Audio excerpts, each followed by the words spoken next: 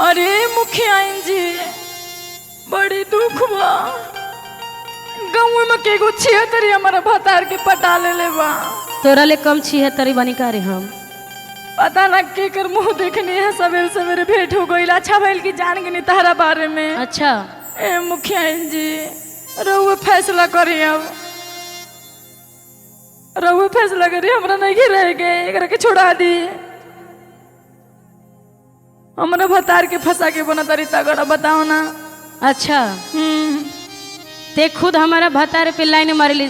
जब हम घर से बाहर निकले नहीं आलम भैया, जब कबो गोबर का छे जाने, जब कबो बहारन फेंके जानी, झाड़ू लगावे ने दुआर पे, एकर मर्द में हर मऊ कुर्सी लेके बैठ जाला। हमरा के कहे लरी बाप रे नीतुआ कितना तगड़ा बिया। देखो मुखिया जी झूठ अरे एकदम मऊ घवे एकदम हमरा के देखेला।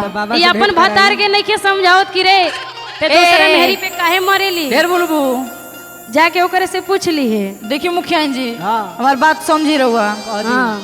अरे हमारा भतार के फंसा के बने नगरा। अच्छा ए का? अरे हमारा भतार के फंसा के बने नगरा। ढेर मत बोल। ए मुखिया जी होता वे यही खातिर झगड़ा। ए मुखिया जी होता वे यही खातिर झगड़ा। ए मुखिया जी होता वे।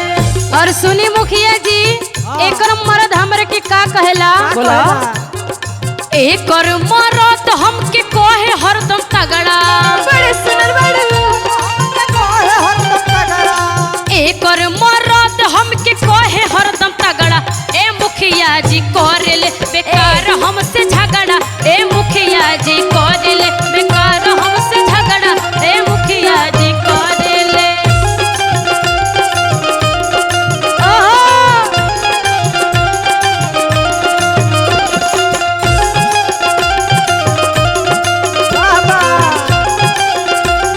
लागल रहा।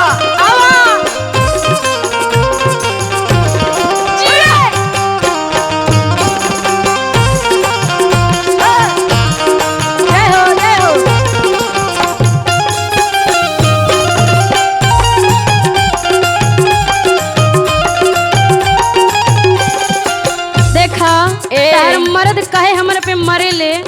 जाना तनी तू गोर बाड़ू लेकिन अच्छा। हम करिया बानी। अच्छा। लेकिन अपना पिया के दिल के भीतरिया बानी। लेकिन वो कहे मरेले जनता हाँ। कह दी गोबर फेंके जालू यही से। गोबर फेंके ना। हाँ। सुना आगे का कहतनी ध्यान से सुनी हो। बोला तो से में मोर नहीं के दोस्त बा जवानी के। ढेर दिन नाही चल देव मान मानी के।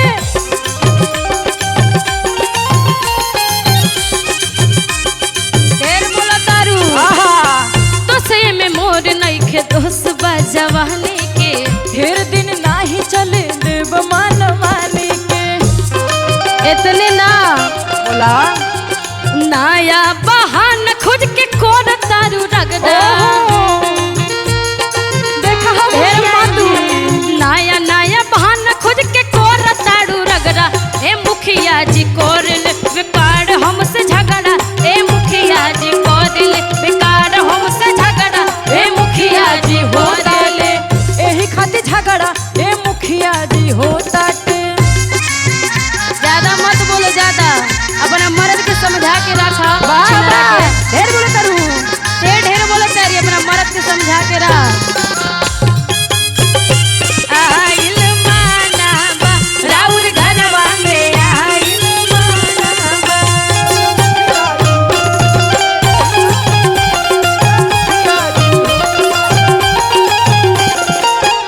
ए का हो आलम जी विजय जी बोला। यह रहन बिगड़ले बिया।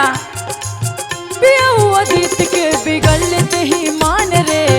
शुरू से लागे उनको ऐसन रहन रे।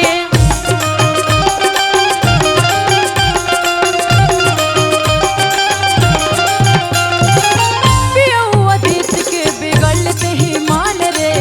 शुरू से लागे उनको ऐसन रहन रे।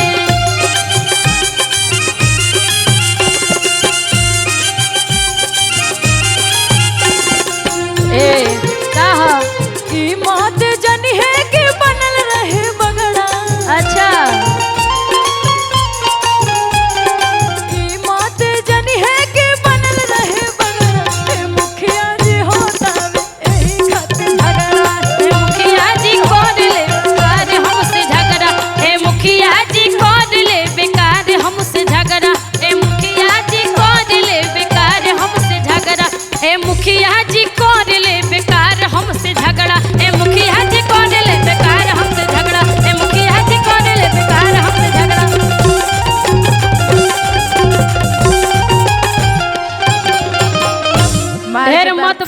मरद के समझा जे अच्छी न रखे